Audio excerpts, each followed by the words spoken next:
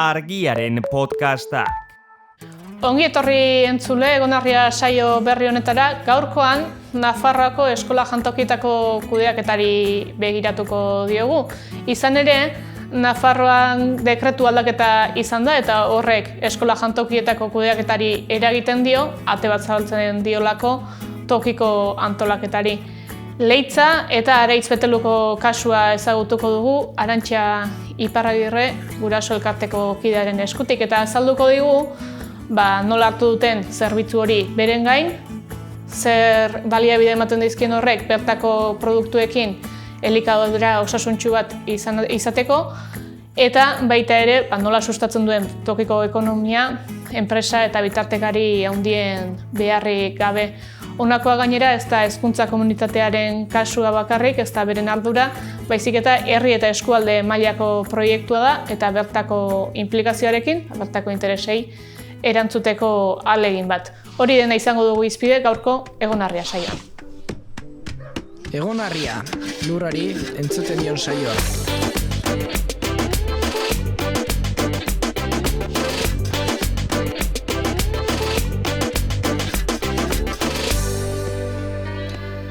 Arantxa Iparragirre, ongi etorri, gure saiora.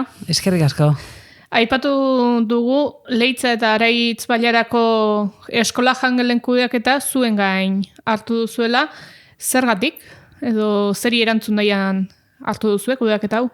Bai, izan du da pixkoat azken urtetan heldu zen hemen arazoa, Nafar gobernuk lizitazio bat atatzen zuen, eskualde eskola izategatiken eta lizitazio hontan enpresa hundik aurkezten ziren, eta desertun gelitzen ziren lizitazioik, eta orduan gero gertatzen zen, beraiek hartzen zuen, baino beti beraiek hartzen zituen arauek. Eta arrazoetako bat izan duzen prezioera handi ondu zela.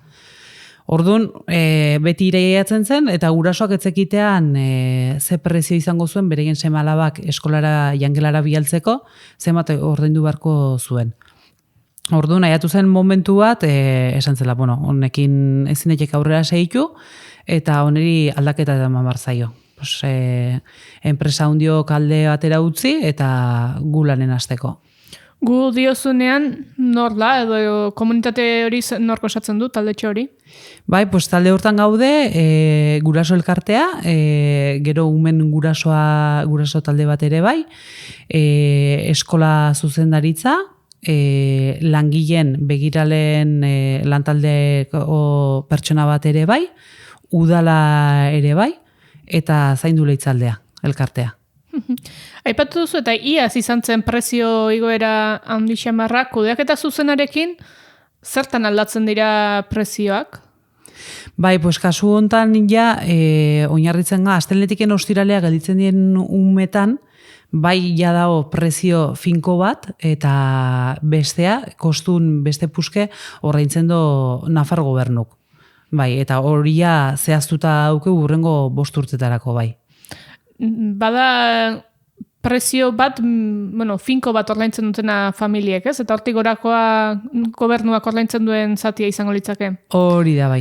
Eta hori nola banatzen da Leitza barnean, edo Leitza eta Areitz Betelu bailaretan, nola egiten da kudeaketa hori, familia bakoitzak ze bete behar izan ditzake diru laguntza horietara sarbidea edukitzeko? Hori lehen esan dut bezala, astenetiken ostiralea gelditzen dien umek bai daukea diru laguntza hori. Ze azkenen nireien pasatu behar izaten die datu hoik Nafar gobernura eta bere kudatzen due. Gero egun sueltotan gelditzen dien umek ja kopuru osoa beraiek ordaindu behar izaten du. Familia bakoitzak ordaindu behar izaten du. Baina bai, hori diru laguntza hori leheno bezala mantentzen da bai. Diruak izaten du eta prezioak izaten du askotan foko nagusia. Zeren aldabera aldatu daiteke horrelako zerbitzu baten prezioa? Bitartekariak jaten du puska handi bat, edo ez? Edo ze gasturen arabera egiten du gora, pera? Bai, bitartekarik eramaten du puske bat, eta batez ere gu hain oinarritzen gana hemen da, bertako produktuk izatea, eta diru hori uzten dena, bertan uztea. Orduan, hor aldaketa ere bai badao, bai. Eta aipatu dugu zerbitzua zuengan hartzen duzuela, zerbitzu hori zertan da? Alegia ez da izango bakarrik jangelako zerbitzu hori, bazkaria ematea, baizik eta zuen gaine erortzen dira baita begiraleak ere, kudeaketa guzti hori edo prestatzea, menuak prestatzea eta bar, hori dena ere zuen gain hartu duzue. Bai. Kasu hontan gaina, sukaldarie leitzen gertatu zen, ekainen ja jubilatu zen aurreko sukaldarie, eta udan pues, lanpoltsa bat iriki barri izan duzen eta hori, eta hasi da leitzeko mutil gazte bat lanen, ordun bai, sukaldarie, leitzeko kasu gaina, sukaldarie jornada osoan, eta beste laguntzaile bat jornada erdi neuten da, eta gero begiralek, arratsaldeko 4 arte euten die umek bai.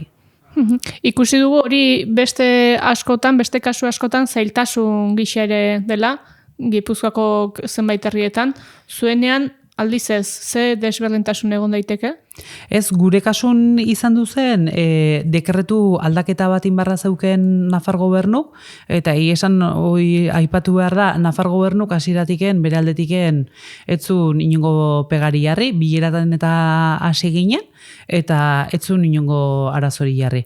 Orduan, dekretu aldaketa hori intzunen, inbarra zen leitzeko udalakin, eta leitz beteluko udalakin kontrato bat firmatu beharra zen, bai.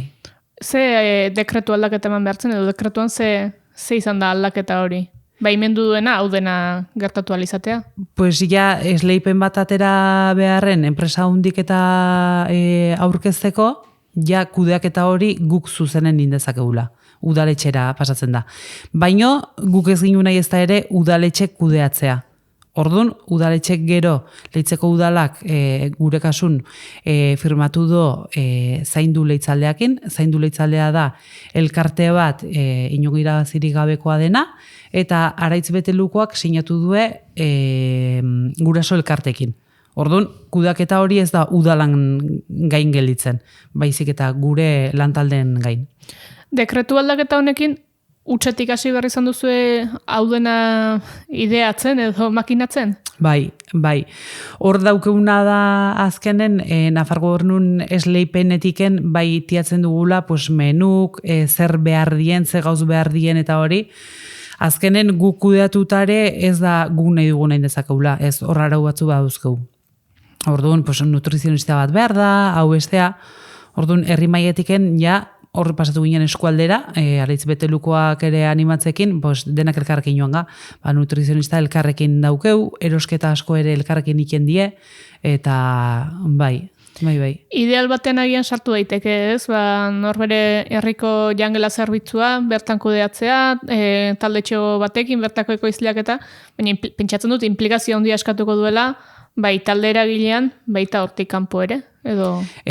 Bai, bilera asko izan du die, eta esan ni uda hontan, arazo pertsonalagatiken pixkat kanpoan ondu naiz, baina bai, lantaldea oso buru belarri ondu da, ze kontratatu behar die langileek, nutrizionista ere kontratatu behar da, gero nutrizionista horrek erosketa guztik eta inbarrillo, orduan gure kasun dena zerotiken hastea zen, ekoizle ezberdinekin hitzein, prezioak, hau bestea, orduan, bai, uda motxue izan du da, bai.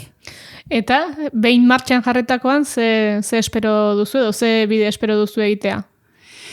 Bueno, momentuz oso pozik, umek ere oso pozik daude, gustora, janarikin eta hori, eta gure helburu egoen da, pixkanaka, ume gehiago apuntatzen dien, eta pues, lantaldea ere pixkata hundiotu, eta, pixkata hunditzen joan.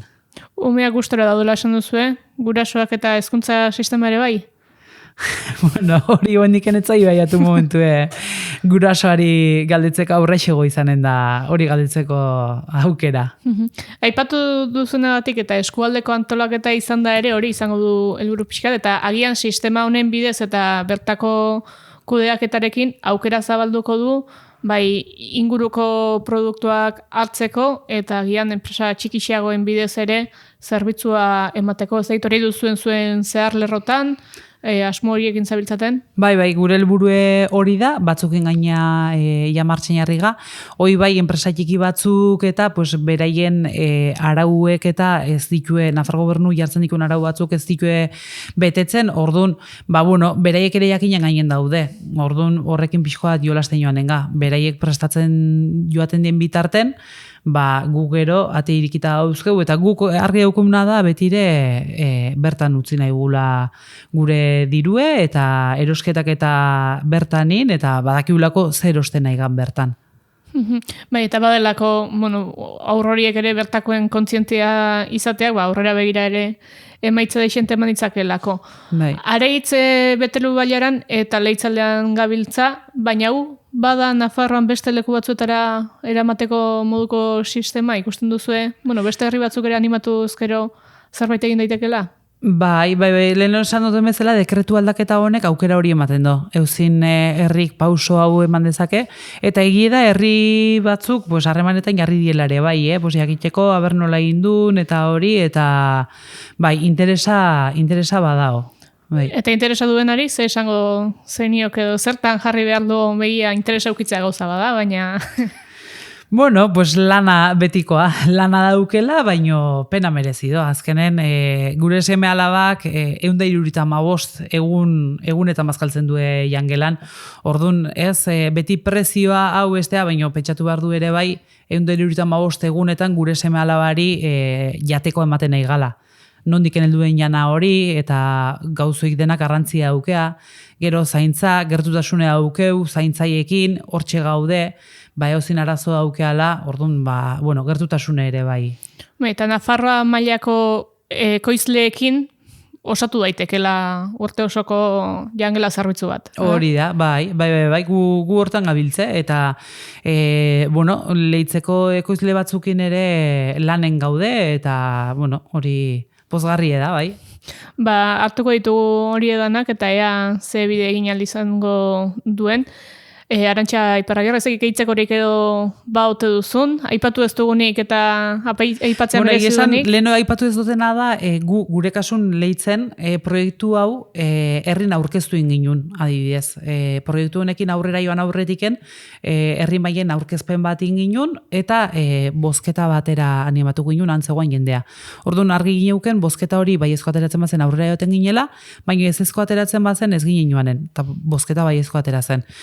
Herri mailan egintzen, hori da. Etzen zertan hezkuntza komunitatean implikazio zuzena zuena izan, baizik eta herri mailakoa. Hori da, herri mailakoa, ze azkenen, proiektu honen interesa eozin eguki dezake. Ematen do, zure seme alaba eskola jangelara baten delako dela, baina ez denantzako herri mailen ere irikie da, eta orduan pixkoat hori aurkeztu ginen, eta bai, herri mailen ere interesa sortu zen, eta bai.